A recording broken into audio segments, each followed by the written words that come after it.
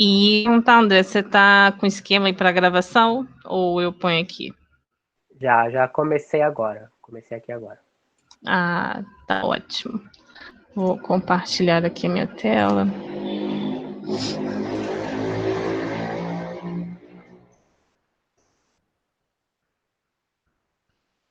Deixa eu ver, tem uma pergunta aqui.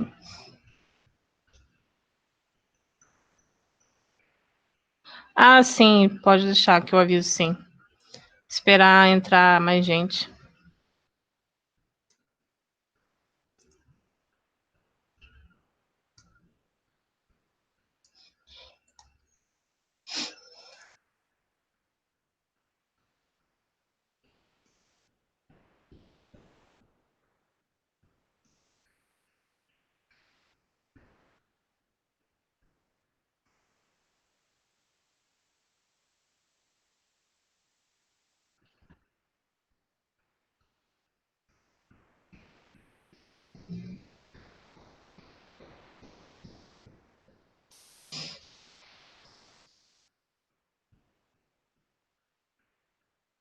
Bom, gente, eu vou começar agora, 3 horas, tá?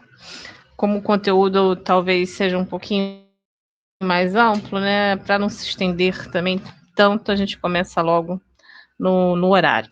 Então, hoje a gente entra aí uma das últimas grandes categorias de desastres naturais, que são os desastres climatológicos, né? Posteriormente, na aula que vem, vamos trabalhar 2 semanas com os desastres biológicos, tá? Então, os desastres climatológicos, na verdade, eles são mais compreensíveis, né? A gente vai trabalhar alguns tipos de desastre climatológico hoje, e dentre eles a seca, o incêndio florestal, baixa umidade do ar e temperaturas extremas. São essas subcategorias que estão incluídas nos desastres climatológicos. E a gente, na verdade, vivenciou vários deles, né? Esse ano, inclusive, como seca, incêndio florestal, baixa umidade do ar. Então, a seca, descrição do processo de seca. Ausência prolongada, deficiência acentuada ou fraca distribuição da precipitação. Outra definição: período de tempo seco suficientemente prolongado para que a falta de precipitação provoque grave desequilíbrio hidrológico. Terceira definição: do ponto de vista meteorológico, a seca é uma estiagem prolongada, caracterizada por provocar uma redução sustentada de reservas hídricas existentes. Então, na verdade, todas elas estão associando aí a ausência prolongada de chuvas, gerando algum tipo de desequilíbrio no ciclo hidrológico. Fator deflagrador, condições climáticas, mudanças climáticas globais, a gente põe aqui uma interrogação da questão dessas influências, mas com certeza tem essa influência. Extensão magnitude, pode ser de regional a global, né?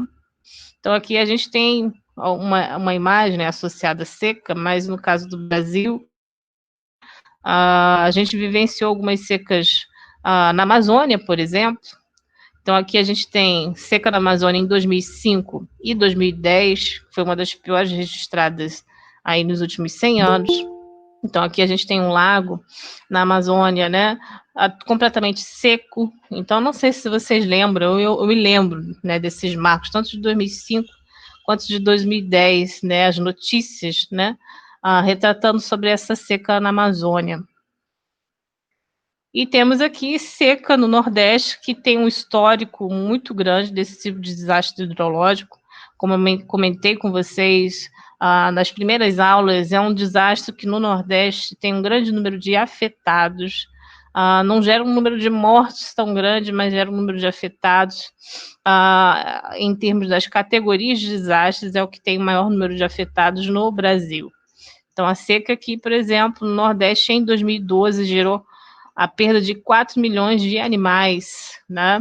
Então, aqui a gente está vendo, né, áreas, lagos, né, açudes, completamente secos, e os animais precisando, né, dessa água para consumo, né? Então, no Nordeste é um caso aí típico de recorrências aí de secas acentuadas, né? Em 2012 foi uma delas. E tivemos aí a seca no Sudeste do Brasil em 2014, 2015, também acho que vocês devem lembrar, né? Foi uma crise hídrica que afetou Rio de Janeiro, São Paulo, mas sobretudo São Paulo, né? Os reservatórios caíram muito realmente de nível e se falava, né, na época que ia demorar alguns anos para restaurar os níveis desses reservatórios. Só que uma coisa importante a destacar é que a seca também ela não está só relacionada à questão dos eventos climatológicos, mas também muito a questão da ação humana, né, da ocupação nas áreas de nascente.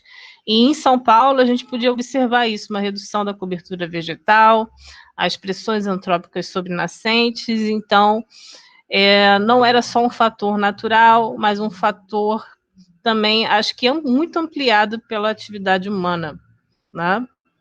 Então, a gente tem que considerar isso nessas análises.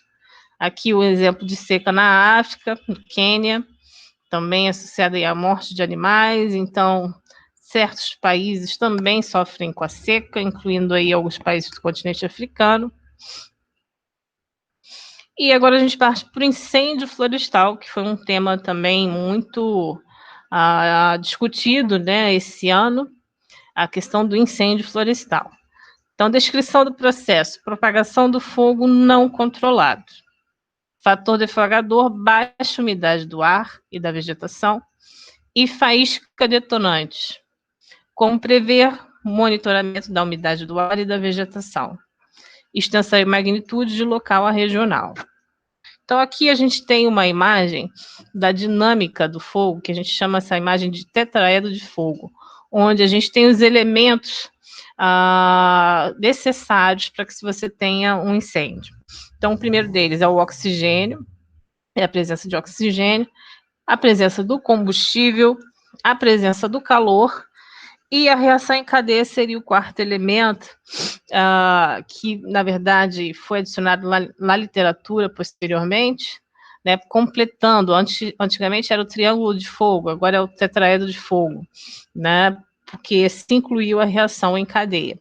Então, eu preciso ter oxigênio, eu preciso ter combustível, e, é claro, eu preciso ter uma fonte de energia, o gatilho, e é claro que a topografia, o clima vão afetar, né, a questão do comportamento do fogo, do teor de umidade do combustível, por exemplo.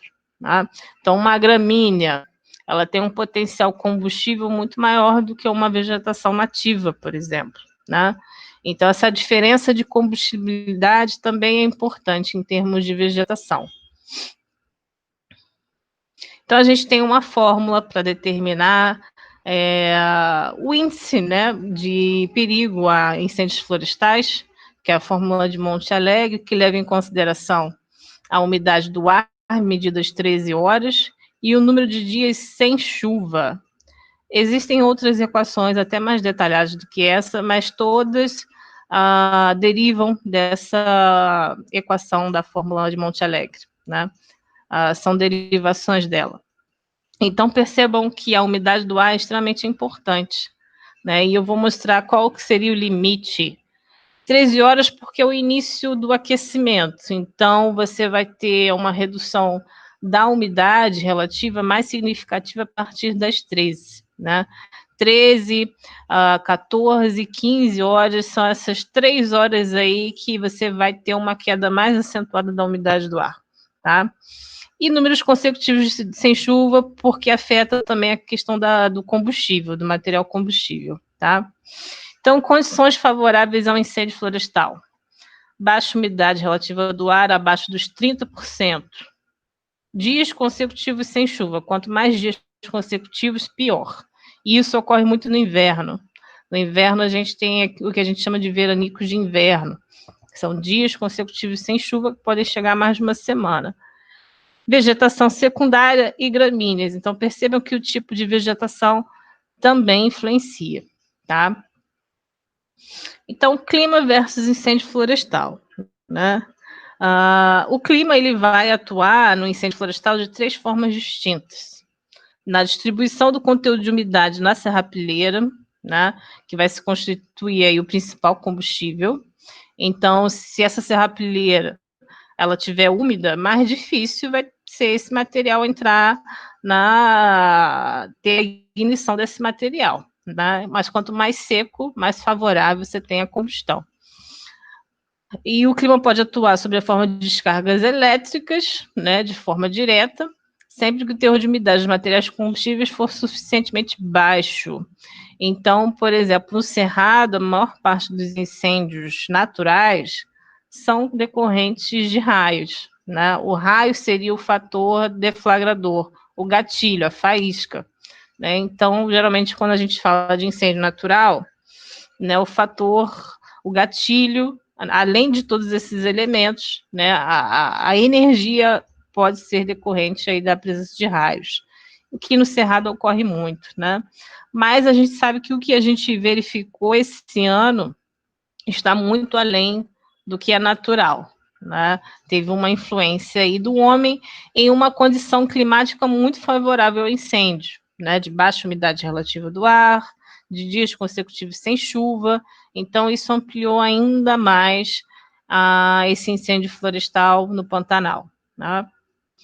Então, incêndios aí no Cerrado, mais uma vez, são naturais, relativamente frequentes, ocorrendo aí na transição da estação seca e chuvosa, sendo provocado por descargas elétricas, que são os raios que são comuns nesse período do ano. Mas, mais uma vez, o que a gente viu aí esse ano no Brasil foge muito ao que é natural em termos de proporção, né? Então, a gente, com certeza, até pelas investigações que sempre são feitas nos incêndios florestais, em unidades de conservação, é sempre feito um relatório, né? Tem um sistema que se chama Preve-Fogo. Então, quando tem uma ocorrência, a brigada ela tem que registrar, né? E apontar possíveis causas para esse incêndio, e uma boa parte são incêndios criminosos, né? Então, aqui a gente tem alguns exemplos, né? E o Cerrado, ele tem uma dinâmica, né? Por esses incêndios naturais que ocorrem, né? Uma preservação das sementes, porque esse incêndio ele é mais superficial, né? E o que ocorreu esse ano atingiu camadas mais profundas do solo, então há uma preocupação se esse banco de sementes está preservado. Se não tiver, vai ter que recorrer a reflorestamento, né? Com uma medida aí direta, uma intervenção direta. Então, aqui mais algumas imagens, né? Eu acho que aqui também, até na região metropolitana, a gente já se deparou com esse tipo de cenário nos grandes maciços, tanto na Tijuca, Pedra Branca, e é um desastre muito difícil em termos de combate, né? Dependendo dessas condições de baixa umidade do ar, é um trabalho muito penoso para o brigadista, né? Porque ele também tem que estar todo, né, vestido apropriadamente, mas sofrendo com o calor da chama, com a baixa umidade do ar. Então, acho que o incêndio criminoso, né, além de afetar a questão toda ecológica, a gente também não pensa no ser humano que está ali trabalhando, né? Porque realmente, com certeza, muitos deles devem passar mal depois, né? Ou às vezes morrem, né, em decorrência da atividade, né? Então, de acordo com o ICMBio, os danos diretos dos incêndios florestais são perda de biodiversidade, destruição de florestas, perda da fertilidade dos solos, poluição atmosférica, isso a gente viu esse ano, né? Poluição chegando a São Paulo, né? A água da chuva com uma cor escura, queda na qualidade e quantidade de recursos hídricos, perda de patrimônio, paralisação de aeroportos, desligamento das linhas de transmissão de energia, perda de vidas humanas em casos extremos, danos ao planejamento florestal. Então, só algumas aí, né, dos danos diretos dos incêndios florestais. Bom, e aproveitando, né, que a gente está falando de incêndio florestal, vamos falar dos efeitos da baixa umidade do ar. Provavelmente quem já foi a Brasília já deve ter sentido um mal-estar, né, reflexo aí de uma baixa umidade do ar. O horário crítico, como eu falei para vocês, ocorre nessa faixa de horário, principalmente às 15 horas, que é o pico da temperatura mais elevada, né, durante o dia. E quando cai para menos de 30%, os prejuízos para a saúde vão se tornar mais evidentes, como, por exemplo, dor de cabeça, complicações alérgicas, sangramento nasal, garganta seca e irritada, sensação de areia nos olhos, né, que pode ficar vermelhos, congestionados, ressecamento de pele e cansaço. Então, provavelmente, já assistimos em períodos aí de umidade relativa abaixo de 30%. Né? Eles recomendam até que você não faça atividade física nesses horários, né? Que se hidrate bastante, mas para quem, né, tem uma sensibilidade mais relacionada à questão alérgica, sente muito a diferença, né, de umidade. Então, a gente tem aqui, né, um esquema que mostra os índices aqui de emergência, né? Entre 12% e 20% é estado de alerta, né? Com efeitos aí para a saúde humana mais consideráveis, né? Entre 20% e 30% estado de atenção. E o nível mais adequado entre 100% é 30%. Reparem que quando estiver abaixo dos 30%, os noticiários vão divulgar, né, a situação e pedir para não sair, para se hidratar, né? Você tem que emitir esse alerta para a população. Cuidados a beber líquido, tentar ficar em casa, num ambiente mais úmido, cuidados, né, para a hidratação da pele, umedecer olhos e nariz, né, se precisar. E quanto a temperaturas extremas, são as famosas ondas de calor e ondas de frio, tá? Que também afetam aí populações e que acabam matando também, principalmente as populações mais vulneráveis, os idosos, crianças. Ondas de calor, né, esses períodos vão se caracterizar por uma duração mínima de 3 dias consecutivos com uma média de temperatura igual ou superior a 30 graus.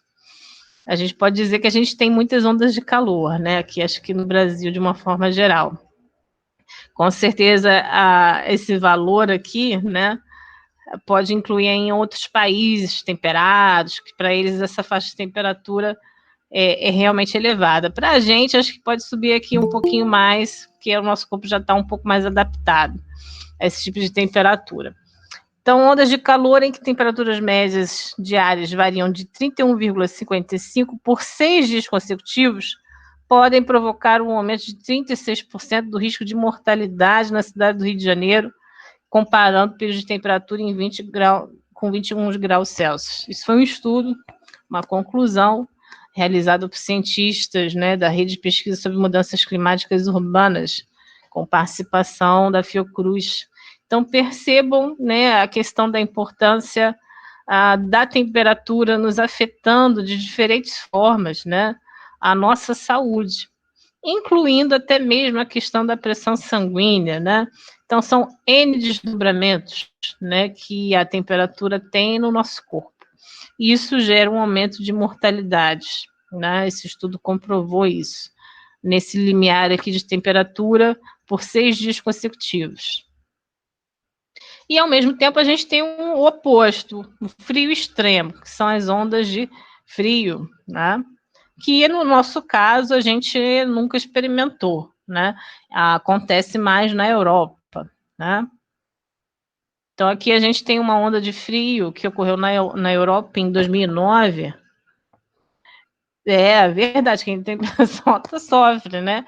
Acho que nos dois casos, tanto em onda de calor quanto de frio. Então, aqui a gente tem essas ondas de calor muito associadas, essa área aqui da Sibéria, né? A maior parte dessas ondas são provenientes dessa região. E aqui a gente tem, quanto mais escuro, isso significa que está próximo aos menos 20 graus Celsius. Sabe o que é o menos 20? A gente não tem ideia, né? Realmente a gente não sabe o que é frio. Então, várias regiões aqui da Polônia, da Sibéria, com temperaturas a menos 20, né? E as cores mais avermelhadas são as que se aproximam aí do normal, do que seria o normal, né? E aqui também uma outra onda de frio, né, siberiana, atingindo a Europa, deixou 48 mortos na Croácia e na Bósnia, né? E deixa, né, esse número de mortos principalmente naquela população mais vulnerável, como eu falei para vocês, que geralmente são os idosos, os moradores de rua, crianças, tá? Bom, como eu falei para vocês, muita gente não estava aqui, eu vou repetir. A gente já está entrando no último bloco, né? A semana que vem a gente já fala sobre desastres biológicos, porém a gente não tem assim mais prazo para trabalhar mais nenhum conteúdo. Então hoje, né, eu vou aproveitar até que a gente ainda tem um pouco mais de tempo dessa aula para abordar os desastres ambientais, que eu tinha mencionado que eu queria trazer essa questão dos desastres ambientais em algum momento. Mas pelo horário, acho que talvez a gente consiga terminar no horário normal da aula.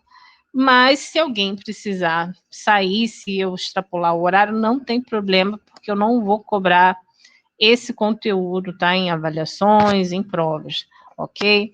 E aí, pelo menos, fica disponível para vocês, né, na plataforma, vai estar gravado.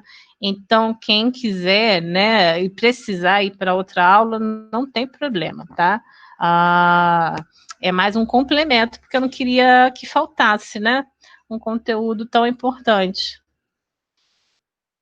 Avaliações ainda não. No finalzinho, eu faço alguns comentários, tá? Então, deixa eu abordar esse tema, porque aí, pelo menos, eu já fico mais tranquila, né, com relação ao tempo. Bom, então, acho que a imagem, ela já é muito emblemática, né? É uma imagem dos rompimentos aí de barragem, de Brumadinho, né? Que mostra, acho que, o esforço, né, das equipes de resgate, salvando um cão aí. E acho que é um pouco do que a gente vai ver hoje, são esses desastres muito associados à atividade humana, né? Então, mais uma vez, de acordo aí com a Defesa Civil, desastre significa, né, ele é resultado de eventos adversos naturais ou provocados pelo homem. Então, hoje a gente vai ver também os provocados pelo homem, né? Sobre um ecossistema, causando danos humanos, materiais e ou ambientais e consequentes prejuízos econômicos. A classificação, né, ela vai de acordo com a evolução, intensidade e origem, isso tanto para o natural quanto para o trópico. A questão dos níveis de intensidade também é a mesma coisa para as tipologias de desastre, né? Variando pequeno porte, médio porte, grande porte e muito grande porte, que é o último nível, nível 4 aí de desastre, né? Que é o mega desastre, né? A exemplo da região serrana, em 2011. E os níveis 3 e 4 são os considerados com situação de emergência e estado de calamidade pública, são os que têm a maior dano, né, e são amparados pelas três esferas do poder executivo. Então, níveis aí de intensidade 3 e 4, eles são amparados aí pelas três esferas do poder, tá? A situação de emergência e estado de calamidade pública. Então, os desastres podem ser naturais, que a gente, né, praticamente vai encerrar na semana que vem os naturais, os antropogênicos, que a gente vai pincelar hoje, e os mistos, que na verdade é uma junção dos naturais e antropogênicos, né? Eu costumo dar o exemplo da usina de Fukushima, né, que foi afetada por uma tsunami, foi um desdobramento de um evento natural, uma tsunami, mas acabou gerando um outro desastre, né, ao atingir uma usina nuclear, ok? Então, desastres ambientais no Brasil.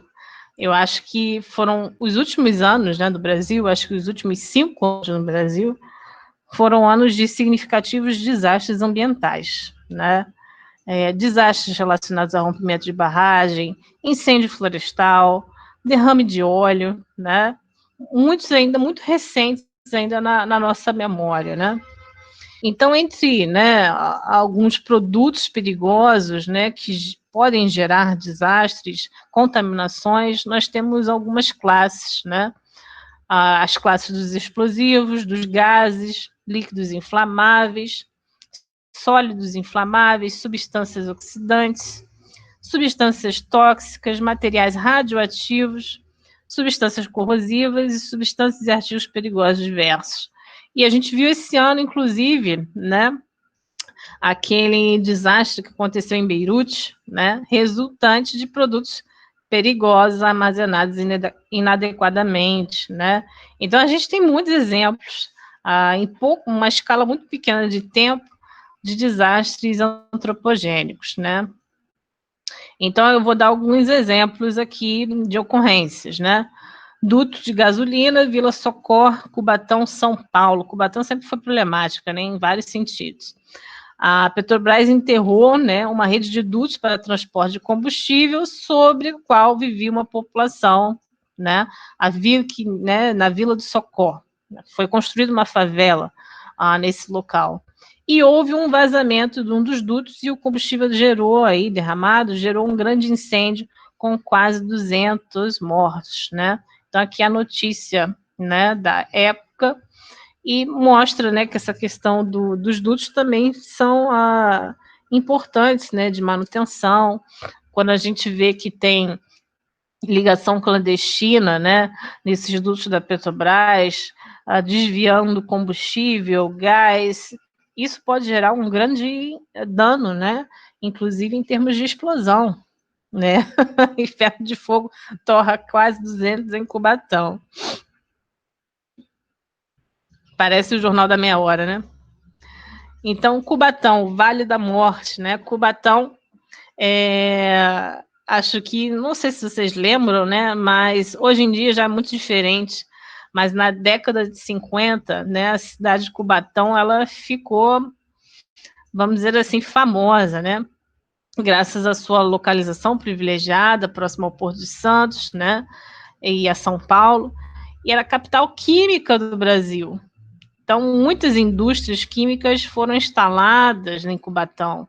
Mas, como o próprio nome aqui está falando, é o Vale da Morte, né? A questão geomorfológica de Cubatão gerava uma concentração do poluente que era gerado por essas fábricas de uma forma impressionante. Então, essa poluição indiscriminada, né, associada também à geomorfologia, né, que é rodeada por montanhas, fez com que, né, Cubatão se tornasse uma verdadeira estufa de fumaças tóxicas. E chegou um ponto que as crianças nasciam com deformidades, né, comprovadas, associadas à poluição, chuva ácida que queimava a pele, né, dos habitantes.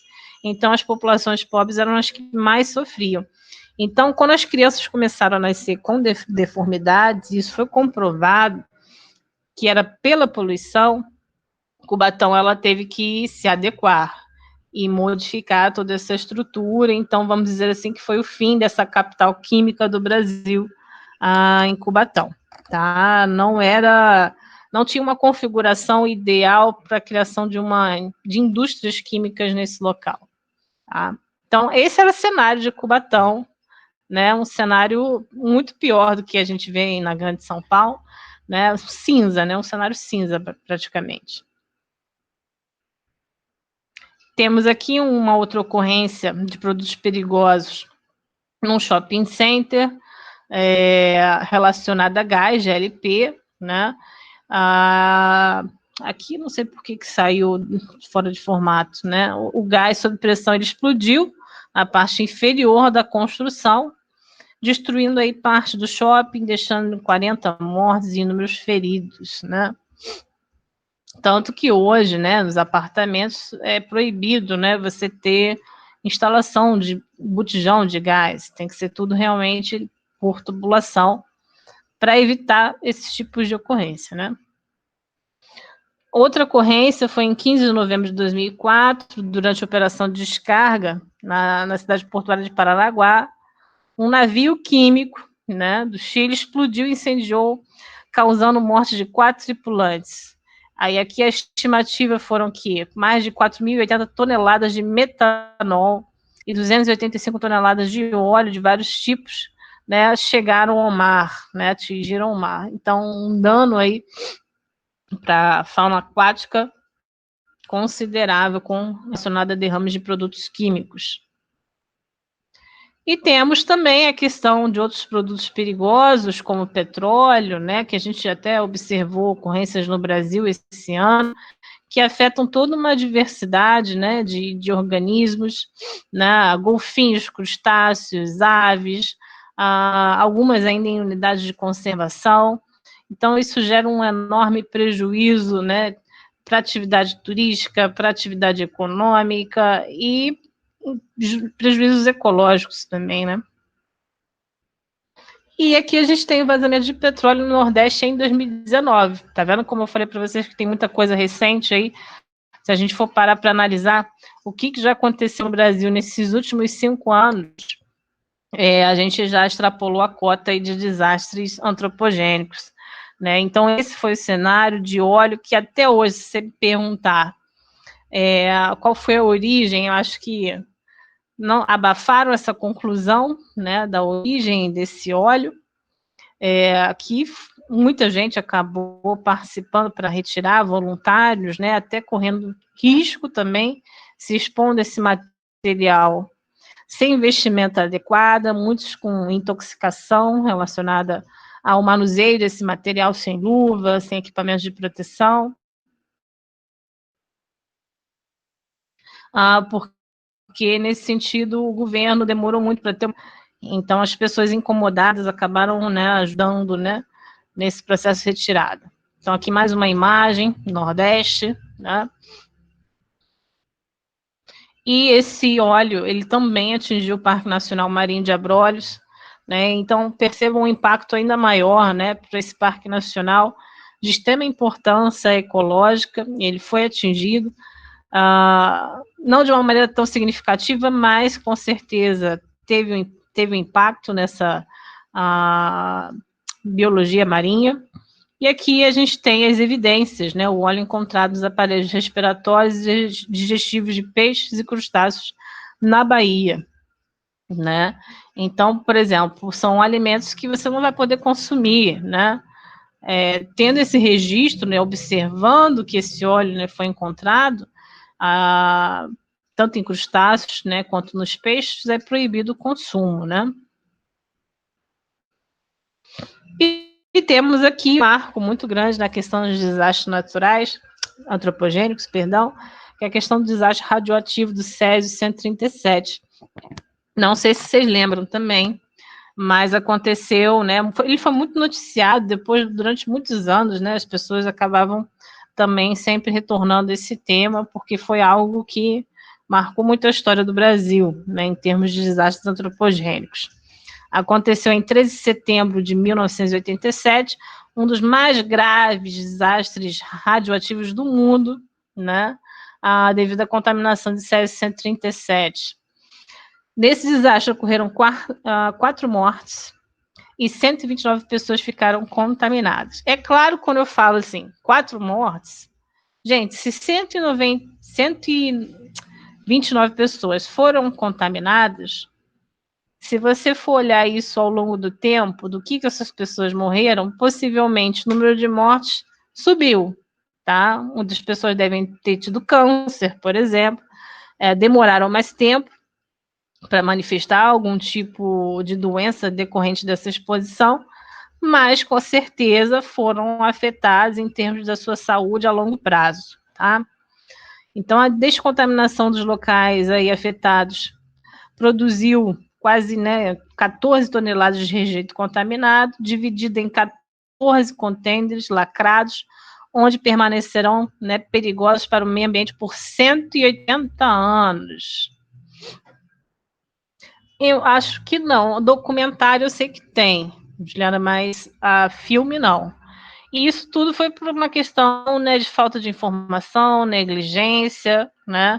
Um episódio ímpar, com certeza, relacionado, né, ao descarte inadequado de equipamentos, né? Como né, é possível, né, alguém descartar um equipamento hospitalar em qualquer lugar, né? Então, realmente, e esses que tiveram contato mais próximo com esse equipamento, né, morreram mais imediatamente. Então, para vocês terem uma ideia, foram encontrados 93 gramas de cloreto de césio no aparelho, com uma radioatividade aproximada de 51 terabyte. Acho que aqui eu não me lembro qual é a unidade certa aqui. Em termos de dose absorvida, então, por exemplo, aqui uma dose de exame de raio-x abdominal é praticamente 0,8. As vítimas fatais receberam doses entre 4 e 6. Então, um nível muito maior que, por exemplo, um exame, né, de raio-x, né? Eu já não gosto de fazer raio-x, eu evito ao máximo, né? Quando você faz, por exemplo, um exame de imagem como uma ressonância, você deve, no ano você já teve a sua cota de radiação, né? O ideal é que você não submeta a nenhum outro procedimento naquele ano, né? Porque tem coisas que eu evito é fazer raio-x e ressonância e tomar antibiótico. Mas principalmente tomar antibiótico, eu fico apavorada, que eu sempre acho que eu vou desenvolver uma superbactéria e morrer. Não, mas a questão da radiação é muito sério, né? A gente não tem ideia da exposição. Se a gente for somando isso ao longo do ano, né, de quanto você foi exposto, considerando dentista, por exemplo, tem dentista que parte um raio-x, às vezes sem necessidade, né? Sem olhar você primeiro. Então, geralmente eu bato de frente. Olha, tem necessidade? Eu não estou sentindo nada, é só manutenção, né? Porque afeta, sobretudo, órgãos mais sensíveis. No caso da mulher, é o útero, glândula tireoide, paratireoide, né? Que absorvem mais essa radiação. Tá? Então, fiquem também mais atentos a essa questão. É claro que quando for necessário, vai ser feito, né? Mas se puder ali, né, estabelecer uma cota anual, né? E tentar não ultrapassar, é bom. Sintomas apresentados, tá? Dores de cabeça, náuseas, sangramento e diarreia. Isso nos casos de exposição realmente grave, como aqueles 4, né, que morreram mais imediatamente. Né? Ao longo do tempo, daquelas 129 que foram afetadas, esse resultado ele pode vir depois de muitos anos, com o surgimento de algumas doenças, tá? O Walker falando que fez vários aí no joelho. Quando você tem, né, crianças em casa que acaba quebrando joelho, perna, braço toda hora, é realmente um pouco mais complicado. Então, atendendo às recomendações do IBAMA, né, da Comissão Nacional de Energia Nuclear e do Centro de Monitoramento Ambiental, foi criado em Goiânia um local de armazenamento desse rejeito, que foi colocado embaixo de uma montanha artificial revestida de chumbo e concreto. Então, aqui é a imagem desse armazenamento. Você tem essas montanhas artificiais e esse material vai ter que ficar aí por uns 180 anos, até que você tenha o decaimento dessa radiação, tá? Então, é deixar, esquecer, não permitir ocupação, né, aqui, que ninguém mexa nesse local. E, na verdade, essa é a grande questão quando a gente fala de usinas nucleares, de energia, né? A questão do rejeito, do material radioativo, do que fazer com esse material, é um problema, né? Das pastilhas de urânio. O que fazer com elas depois? Né? Elas ficam em tanques, umas piscinas, para decair um pouco a radiação, mas depois você tem que armazenar em algum local que vai ficar aí por anos e anos, né? A fio até ter o decaimento adequado. Mas, ao longo do tempo, você vai gerando mais resíduo, mais rejeito, né? Então, do ponto de vista sustentável, não é um modelo interessante, né, para um país adotar em termos de eficiência energética. E aqui, um dos mais conhecidos, né, eu acho que esse aí sim, já teve filme, já teve série, foi o acidente nuclear de Chernobyl, né, na Ucrânia, 26 de abril de 1986, 4 mil mortos, Césio 135, né? É claro que esse número aqui, gente, 4 mil mortos, na verdade é muito maior. Se a gente for associar as pessoas que tiveram menor exposição e morreram nos anos subsequentes, né? Cuba atendeu muitos, em termos de crianças que foram expostas, né? No tratamento, crianças com câncer, né?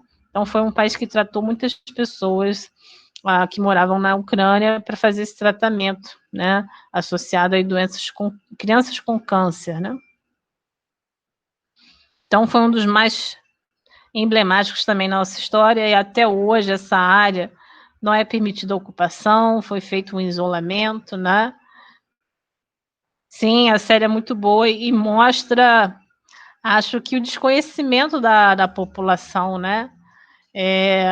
A questão também da falta da clareza das informações, né?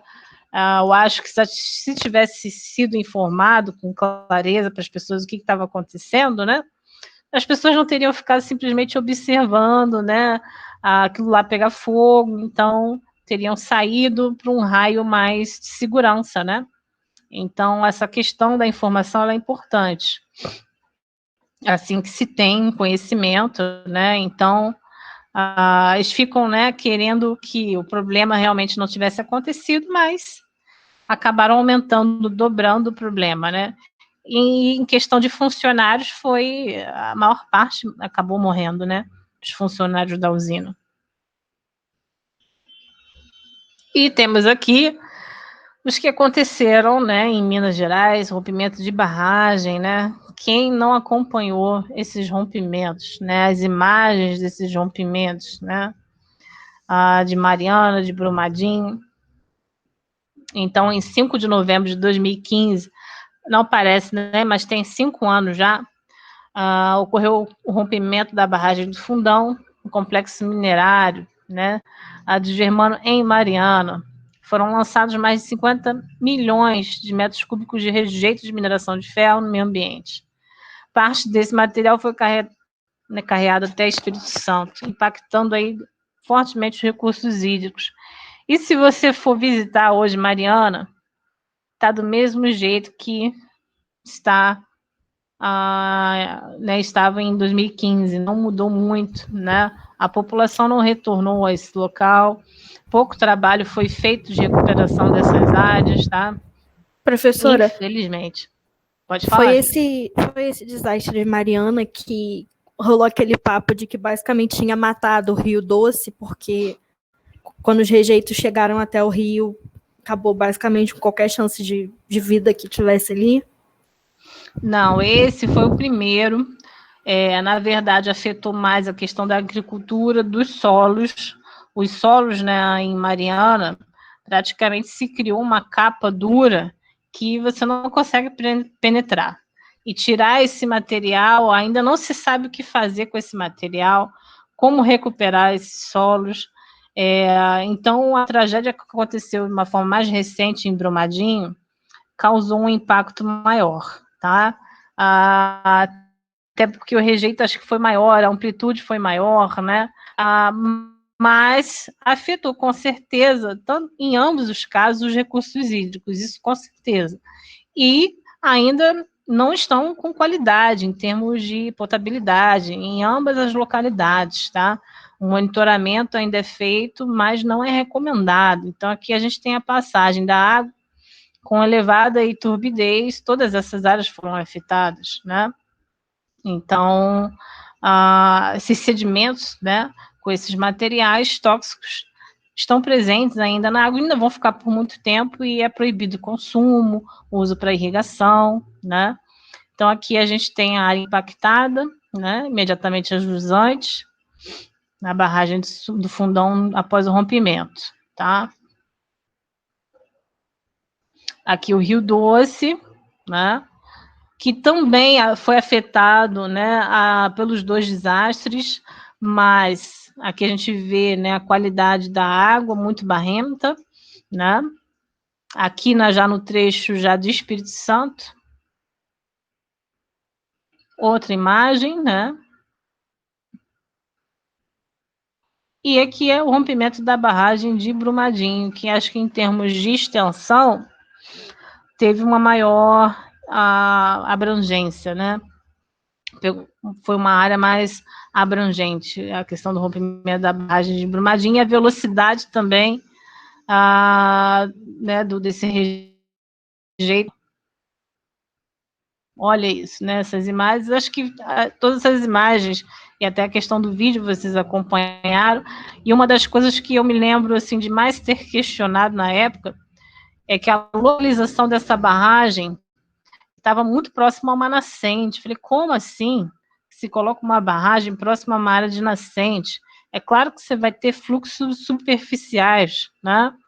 Aqui provavelmente estavam tornando aquele sedimento mais plástico, né? Então, era conjuntura favorável para esse tipo de ocorrência. Então, jamais, né, deveria estar localizada nessa área uma área de nascente, né, com muito afloramento, né, de água.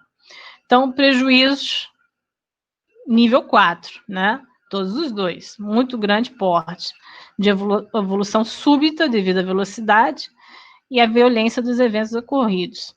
Foram evidenciados impactos agudos, como destruição direta de ecossistemas, prejuízo à fauna, ictiofauna, flora, prejuízos econômicos e humanos. E importante que destruição, né, desestruturação da resiliência do sistema nessa região.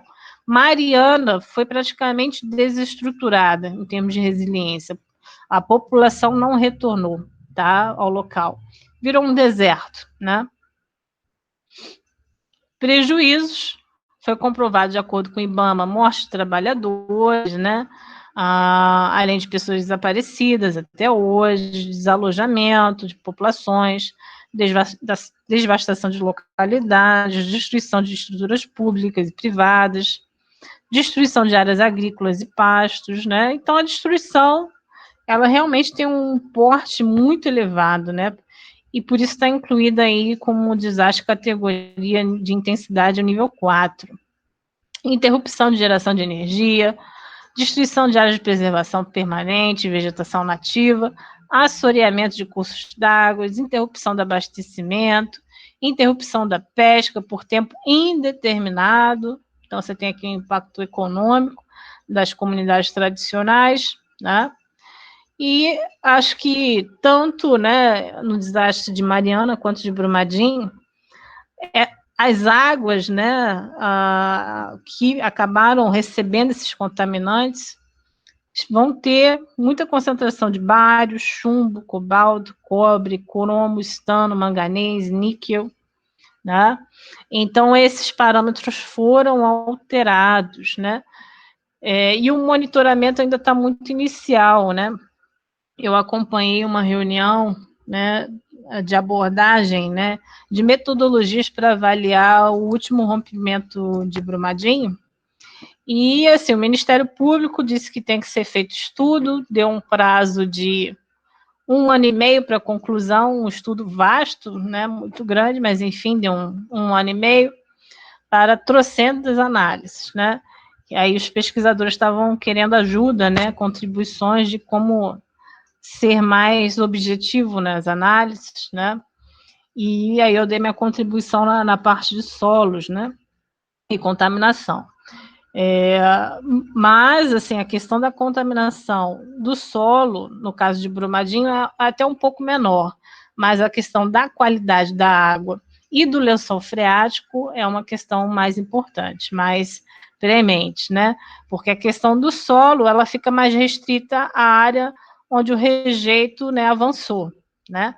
As áreas onde não foi afetado, você ainda consegue fazer alguma atividade, mas a água, né, ela é usada para irrigação, é usada para consumo, é utilizada para pesca, né? O rio pode ser utilizado para pesca, então afeta N atividades econômicas, né?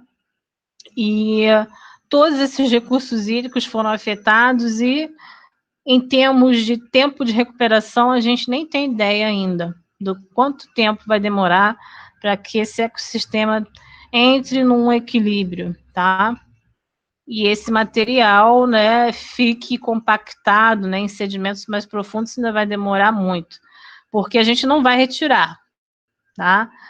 Isso aqui, por exemplo, esses materiais, eles estão se tornando carga de fundo, né? E ao longo aí de muitos e muitos anos, a ideia é que esse material fique compactado, né, em profundidade, e que você não revolva esse material ao longo dos anos, né, que é para que ele fique estável. Okay? É a mesma coisa se a gente for pensar na Baía de Guanabara. Ninguém pense, por exemplo, em remover sedimento da Baía de Guanabara, sedimento contaminado, porque o ideal é que esse sedimento fique compactado, realmente, né? Você tem esse aporte de sedimento e vai compactando, porque se você retirar, o que você vai revolver de material contaminante, né, acaba praticamente com a vida aquática, que é o que ainda existe, tá? Então tem que ter um cuidado muito grande. Pode falar. Mas aí, no caso desse material ficando compactado no fundo, não tem risco de, por exemplo, contaminar lençol freático, aquífero subterrâneo, algo do tipo? Sim, tem também. Então, as análises sempre vão ter que ser feitas. A análise de qualidade de água do lençol é extremamente difícil, ela está sendo prevista, né? Até porque o agricultor, o morador, ele precisa saber se a água dele tem qualidade ou não, né? Então, os estudos estão muito iniciais ainda, né? Não tem resultado. Era para estar numa fase muito mais avançada. Eles estão começando as análises agora, né? Então, a gente não tem ideia. Então, a princípio, ninguém pode usar, né? Ninguém pode produzir nessas áreas que tem rejeito, né? Então, assim, a questão da resiliência dessas comunidades foi muito desestruturada, né? E essa demora de resposta atrapalha ainda mais esse processo. Então, eu acho que é inquestionável, né, que esses desastres eles trazem consequências ambientais, econômicas e sociais muito graves, né? E a questão, né, da Vale, né, atuando, né, com essas barragens, mostrou, né, ao longo desses últimos anos que outras barragens estavam em risco, né? Então, acho que o Brasil tem que rever, né, a parte da legislação relacionadas à mineração, que são muito flexíveis, porque é considerada como atividade prioritária para a União, tá?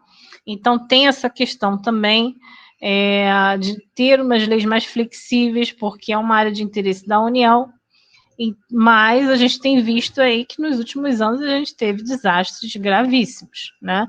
Que foram acompanhados, inclusive, né, internacionalmente, né? Milhares de pessoas morreram nesses 2 desastres, né? E que empresários, né, os profissionais, os técnicos sejam responsabilizados, né? Acho que no final disso tudo, né? Se eu perguntar para vocês, no caso de Mariana, que foi mais antigo, que ocorreu em 2015, você sabe se alguém foi responsabilizado? Vocês sabem? Olha a pergunta. O que no final... Eu não vou falar, assim, eu só vi muito a Vale fazendo propaganda na TV, dizendo que estava fazendo possível e mais nada. Eu acho que foi sim, professora. Acho que o presidente da Vale foi indiciado, sim, junto com alguns engenheiros, algumas pessoas já. Sim, eles foram indiciados, mas até hoje ninguém foi preso. Ah, não, isso aí... Estão no Brasil. Indiciados, eles sempre são. A questão é que ninguém vai preso. Até a questão das multas, né?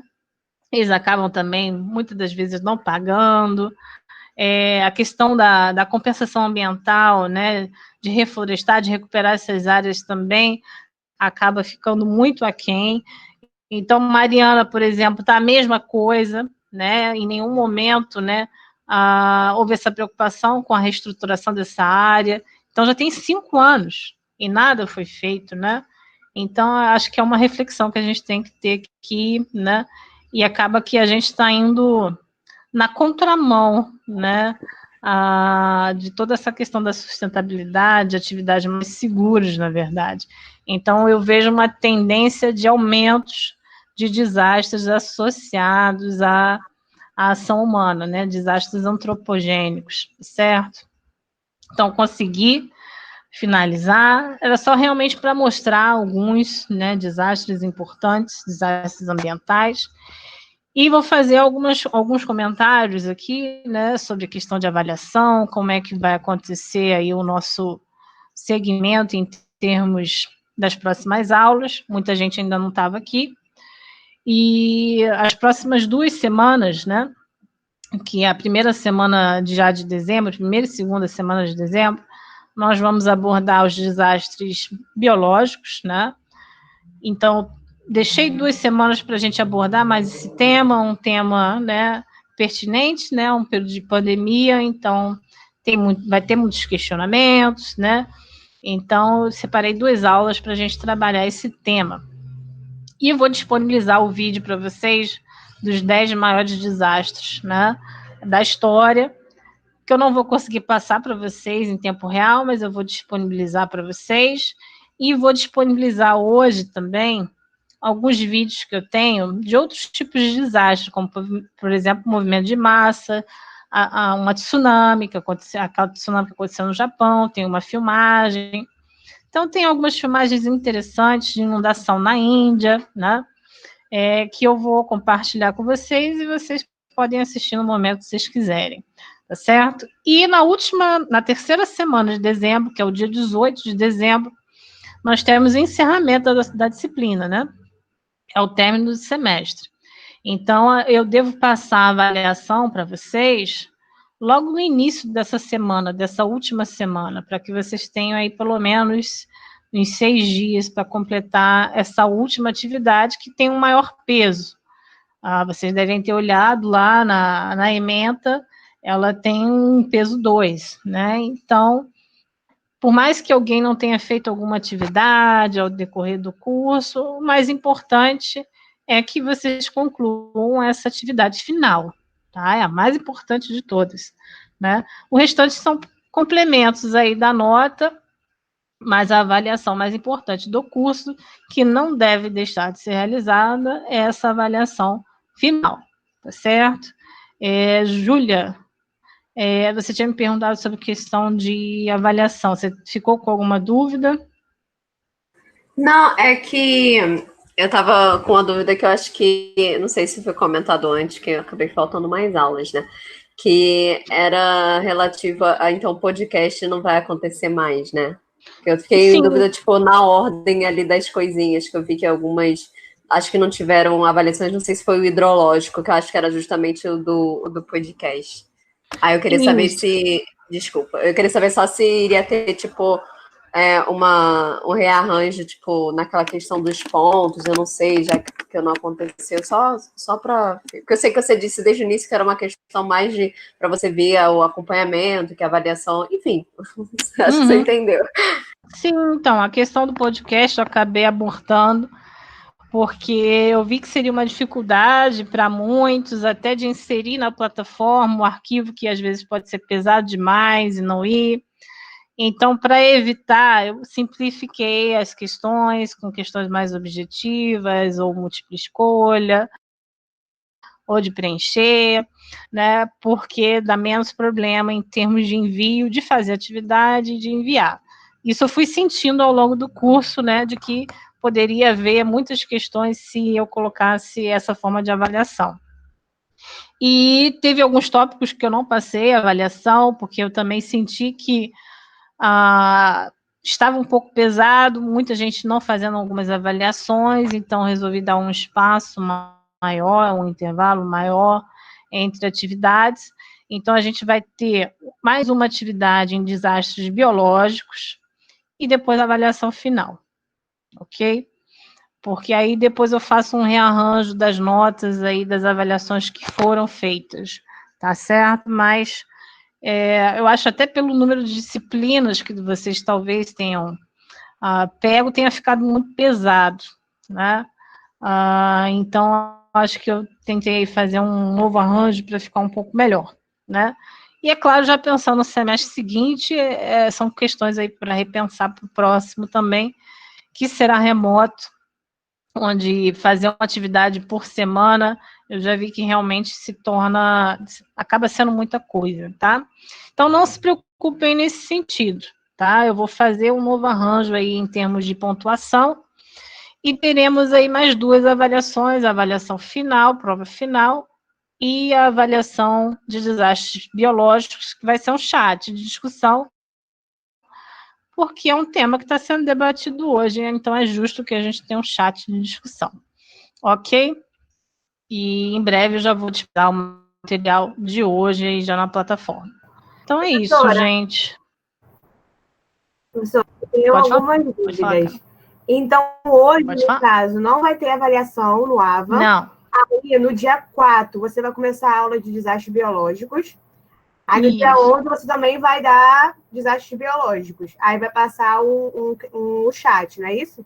Aí, O chat eu devo passar na primeira semana de dezembro para não ficar muito perto da prova, tá? Porque senão ficam avaliações seguidas, tá? Então, aí para a ter. prova, no caso, seria 11 ou seria 18? Não, 18 não. O chat seria por volta do dia 5 de dezembro. A gente tem uma aula dia 4 e eu já devo disponibilizar ele dia 5. Essa é a minha pretensão, tá? Ah, tá bom, tá bom. Para dar um espaço um pouco maior para que não fique realmente algo atropelado, tá? Então, aí já na próxima aula eu já dou os detalhes para vocês dessa atividade, ok? Mas eu já pretendo já deixar, porque é um fórum de discussão, para deixar disponível aí por um tempo maior, ok? Mais alguém, gente, com dúvida? Não? Então, gente, obrigada aí pela participação de todos. E a gente se encontra na próxima aula com um tema aí extremamente importante. Então, não deixem aí de assistir, que a gente vai trazer, né, também fazer uma retrospectiva histórica dos desastres biológicos e é importante para compreender o cenário atual, tá, dessa pandemia. Então, boa tarde a todos.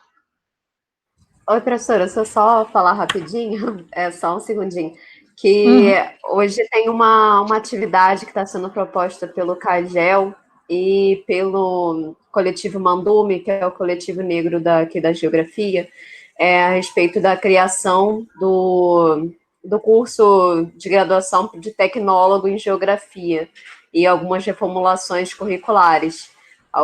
Até a GB de Niterói já se posicionou que também vai fazer uma atividade. Enfim, a gente vai trabalhar um pouquinho a respeito da proposta que está sendo, enfim, alguns professores acabaram lançando e que a gente viu ali algumas, talvez várias incongruências, e, enfim, para quem quiser participar, saber do debate, o que está acontecendo, vai começar 6 horas. A gente já disponibilizou o link que vai acontecer no Meet, no Facebook, no grupo do Facebook da Geografia. Era só isso mesmo, amores. Então, 6 horas, para quem quiser participar. Ok, Júlia, obrigada. Então, boa tarde a todos, gente.